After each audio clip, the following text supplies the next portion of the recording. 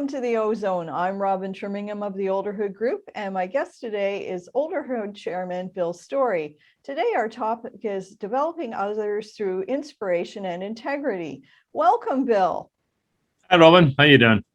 I'm really good. I think that this is just such a great topic because, as we get a little bit on in our career, if we might say, one of the greatest joys of working is being able to mentor or inspire other people. So in your opinion, what does developing others using inspiration and integrity look like? Well, I think obviously, the business world has changed over this last year or 2 years, but I think in many respects, it's changed for the better. And I think from a leadership perspective, many people always wanted to inspire their team members, particularly those who were younger. And I think the whole reason for that is that any leader has, or perhaps should have, a fairly high level of integrity. And I think if the leader can bring that integrity to the meetings or just to the operations of the company, then I think it plays well. And I think the team responds much, much better to that level of honesty and integrity. So why is it so critical that the leader lead by example in this instance? That's a good question, because I think there's two sides to that. I think when we say lead by example, we're really saying lead by good example. Very good.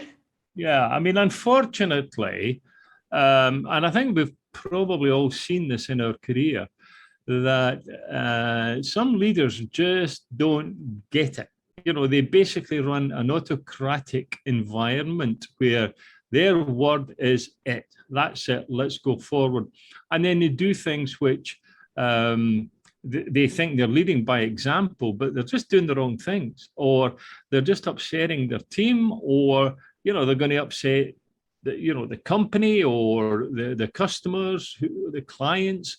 So I think you've got to be very careful about leading by example. And I think that's part of the change that we're going through, as I say, again, over this last year, 2 years, is that I think leaders are now much more conscious, much more aware, and hopefully paying more attention to doing the good things, doing it right, doing it with, as I said, that integrity, and therefore do it by good example. And I think if they can do it by good example, then the team members, especially those who perhaps, have only, recently joined the team, or they're fairly young or whatever, they look to leaders for leadership. And that leadership means by example in this situation. That's an excellent point, because you're right. If you're not applying new leadership principles to our new work life and situation, you really are out of step. Now, given that there's a whole lot of new going on, there's bound to be mistakes made. As the leader, what should your reaction be when somebody that you're developing or as a team member makes mistakes? There's a number of answers to that question. I think first and foremost, you would have to understand what the mistake is and how serious the mistake is.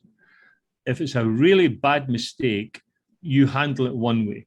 If it's an okay mistake, if I can put it like that, then you're going to have to rethink that one. You're not going to be so critical or so harsh. So depending on what the mistake is, then if it's a serious mistake, ideally you would take that person probably on a one-to-one basis and explain, what went wrong, ask what went wrong, chastise if needs be. That's possible, that's okay. And make sure that it doesn't happen again. Now, of course, you can do it the other way, is in the team meeting, you can pinpoint the culprit and make him or her embarrassed. I don't think that's a great idea. Making mistakes is natural. We all make mistakes. I've made mistakes. You've made mistakes. Everybody makes mistakes. Hopefully, you learn by those mistakes. And if you don't inside yourself learn by your mistakes, pretty sure that, somebody, your team leader, is going to make sure that you do. You've raised a very interesting point when you talk about how do you correct someone, if I can say it that way, in the presence of others. Because if you aren't using just superlative diplomacy skills, that whole thing can blow up in your face, because then the other people on your team will say, well, I'm certainly not going to offer a contribution if that's how I'm going to be treated. But conversely, if somebody is repeatedly making an error and you, the leader, do nothing to correct it, then the team can also get the impression that, oh, I see, that person's either favored, oh, I see, we're all allowed to make that mistake. So it's a very, very tricky place. So what would be your advice in how do you develop your team so that they have the confidence to think on their feet and make wise decisions in the first place? Once again, it depends on the situation, of course, but you must, as a leader, you must be open.